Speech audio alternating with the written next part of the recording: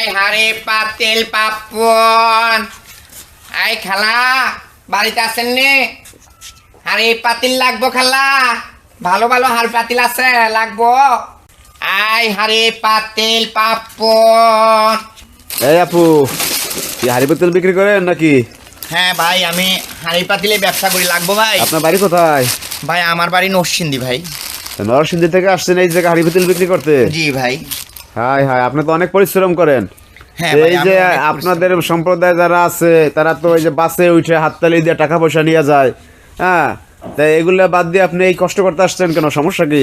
ভাইয়া আসলে আমাদের সমাজেরই অনেকজন আছে, আমাদের সাথে যারা হিজলা অনেকজন আছে, কেউ বাসে উঠে টাকা ইনকাম করে, তারপরে কেউ রিক্সার থেকে, জনগণের থেকে, রাস্তার থেকে টাকা ইনকাম করে, কেউ কিংবা দোকানে যায়, আবার বিয়ে বাড়িতেও যায়।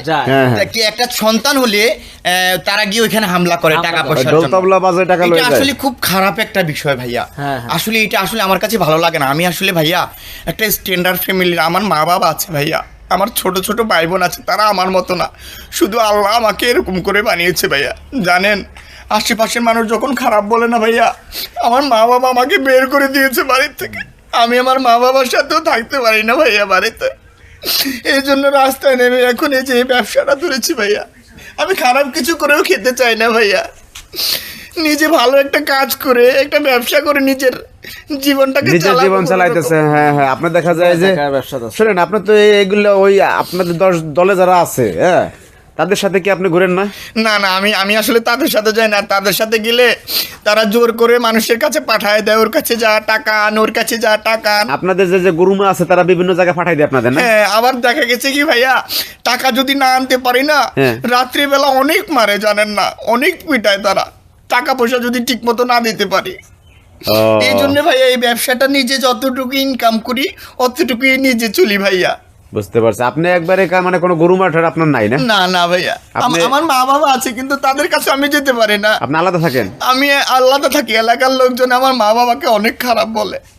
দেখা যায় আপনি যে এই যে পাপ্পন বাজায় যে হাড়ি পাতিল নিয়ে বেরোইছেন, এতে তো অনেক কথা বলে যে আসলে হিজড়া দেখো দিয়ে আবার ব্যবসা করতে আছে। এখন কি করব ভাই, আমি তো আর খারাপ কিছু করতেছি না। না না না, এটা ভালো কাজ করতেছেন, ভালো কাজ করতেছেন, সুন্দর কাজ করতেছেন।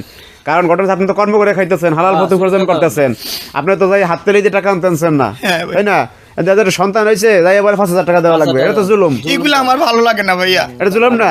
এখন তার পকেটে হয়তো বা 2,000 টাকাও নাই, যাই বলতেছে 5,000 টাকা দেওয়া লাগবে, নইলে যাবো না। অনেক গরিব মানুষের উপর অত্যাচার করে তারা, টাকা ঠিক মতো না দিলে অত্যাচার করে। এখন আমরা মনে করি আপনার এই দেখা দেখি আরো 10 জন হিজড়া মনে করেন যে আপনার এই পথে নামবে।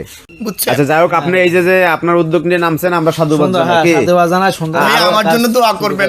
দর্শক ভাইরা, ভিডিওটা বেশি বেশি করে শেয়ার করে দেবেন, যাতে দেখে আরো 10 জন আসলে হিজড়া সম্প্রদায় তারা এই পথে যেন ব্যবসা করতে পারে, হালাল ভাবে উপার্জন করতে পারে। ঠিক আছে, তাই ভালো থাকবেন আপু। কেমন?